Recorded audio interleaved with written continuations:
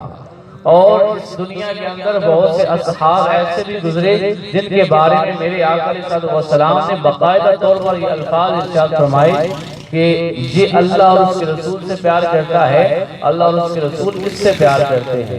یہ بہت بڑے جملے ہیں، کہنے میں تو میں نے ایک لمحے میں کہہ دیے، لیکن بندہ ساری زندگی کوششیں کرتا رہتا ہے کہ میں رب سے محبت کروں، میں رب سے پیار کروں، میں رب سے محبت کروں۔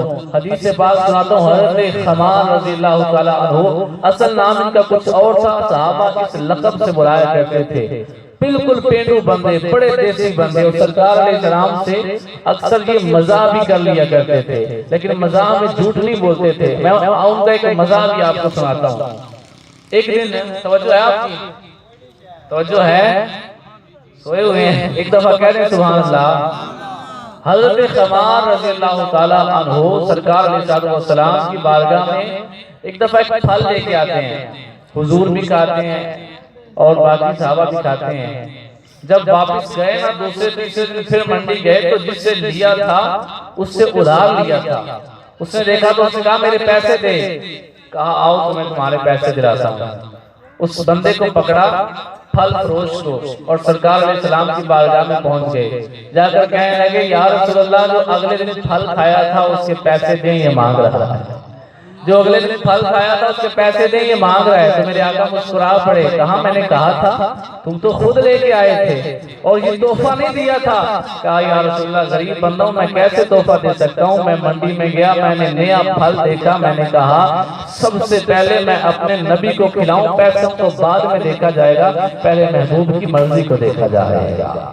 تو میرے پاس پیسے نہیں تھے، میں نے کہا چلیں خیر ہے، حضور پیسے دے لیں گے۔ تو یا رسول اللہ یہ کھایا تھا، اس کو پیسے دیں۔ حضور علیہ السلام مسکرائے، پیسے بھی دیے۔ اور صحابہ کہتے ہیں کہ جب حضور علیہ السلام کسی وجہ سے پریشان ہوتے، غمگین ہوتے، تو ہم خمار کو ڈھونڈتے وہ کہاں ہے، ہم اسے ڈھونڈ کے لاتے۔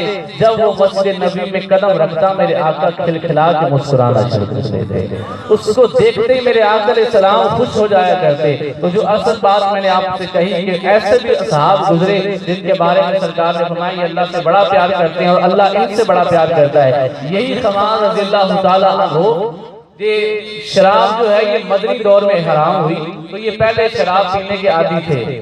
تو جب شراب کی حرمت کا حکم آ گیا تو چونکہ عادت بندے کی اتنی جلدی چھوٹتی نہیں، انہوں نے ایک دفعہ شراب پی لی، سرکار علیہ السلام نے کوڑے مروائے۔ کچھ عرصہ گزرا، پھر شراب پی لی، سرکار نے پھر کوڑے مروائے۔ تیسری دفعہ پھر شراب پی لی۔ جب تیسری دفعہ کوڑے پڑنے لگے نا تو صحابہ میں سے کسی نے کہا اللہ اس پہ لعنت کرے، سرکار اس سے اتنا پیار کرتے ہیں اور اس کو حیا ہی نہیں آتا، دوسرے دن شراب پی لیتا ہے، اس پہ اللہ کی لعنت ہو۔ کہنے والے نے یہ کہا تو سرکار علیہ السلام کے چہرے پہ جلال آ گیا، غصہ آ گیا۔ کہا اگر اس نے شراب پی ہے تو میں کوڑے نہیں لگوا رہا، تمہیں کوئی حق نہیں پہنچتا اس کے بارے میں یہ الفاظ بولنے کا، تم نہیں جانتے یہ اللہ سے بڑا پیار کرتا ہے، اللہ اس سے بڑا پیار کرتا ہے۔ یہ اللہ اور اس کے رسول سے بڑا پیار کرتا ہے، اللہ اور اس کا رسول اس سے بڑا